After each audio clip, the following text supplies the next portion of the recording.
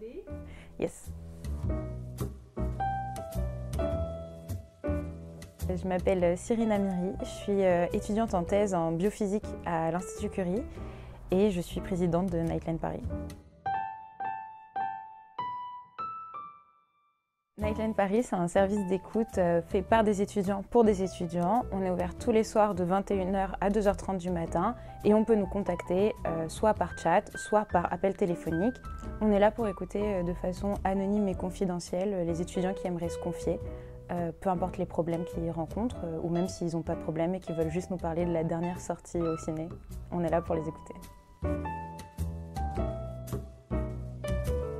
Nightline Paris a été créé en 2017 par Patrick Skehan, qui était étudiant irlandais et qui était venu faire ses études en France et s'était rendu compte que c'était un organisme et une association qui n'existaient pas en France, alors que ça fait des années que ça existe dans les pays anglo-saxons et qu'il y en avait cruellement besoin ici.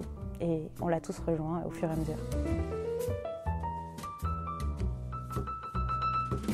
Alors, c'est très cocasse. J'ai découvert Nightline en allant aux toilettes. Parce que à l'époque, la façon de communiquer la plus efficace, c'était de mettre des affiches de Nightline dans les toilettes universitaires. Et du coup, dans mon école, tous les jours, dès que j'allais aux toilettes, je voyais l'affiche et je me disais que c'était une super initiative et que j'aimerais bien y participer un jour. J'ai pas franchi le pas tout de suite. J'ai attendu qu'un mail ensuite arrive, en plus de cette affiche quotidienne. Et ensuite, j'ai rejoint. Ce qui m'a poussée, c'était d'essayer de comprendre un petit peu plus les autres, en fait, et d'être beaucoup plus à l'écoute que ce que je pouvais être avant, dans le sens où je suis quelqu'un qui parle beaucoup, je suis une pipelette un peu tout le temps, et je me demandais ce qui allait se passer si je me taisais et que j'apprenais des autres et de ce qu'ils avaient à m'offrir. Et c'est en partie pour ça que je suis venue à Nightline Paris. Et ensuite, j'ai découvert tout un tas de choses sur la santé mentale qui, chaque jour, renforçaient finalement ma conviction pour continuer ce combat, pour ouvrir la parole et casser le tabou finalement qu'il y a en France sur la santé mentale. Il n'y a pas forcément de pan de la santé mentale qui m'intéresse plus que d'autres, mais il y a ce côté de se dire que c'est pas assez grave, qu'on va déranger, que notre problème c'est pas un vrai problème mais qu'on est juste faible et qu'on n'arrive pas à en parler.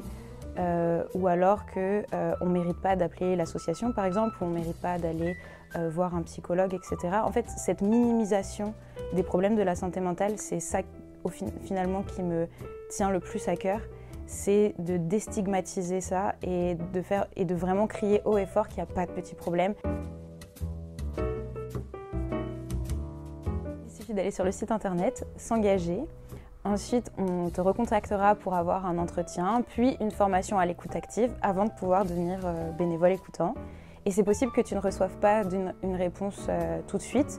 C'est parce qu'en ce moment, on est très sollicité, mais ne t'en fais pas, tu finiras par recevoir une réponse quoi qu'il arrive. Jardin du Luxembourg.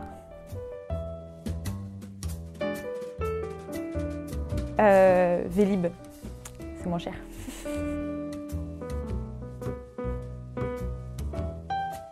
C'est trop compliqué. Je vais en dire musée d'Orsay parce que c'était une gare avant et que ça donne un petit charme. Mais en vrai, musée du Louvre, c'est sympa aussi.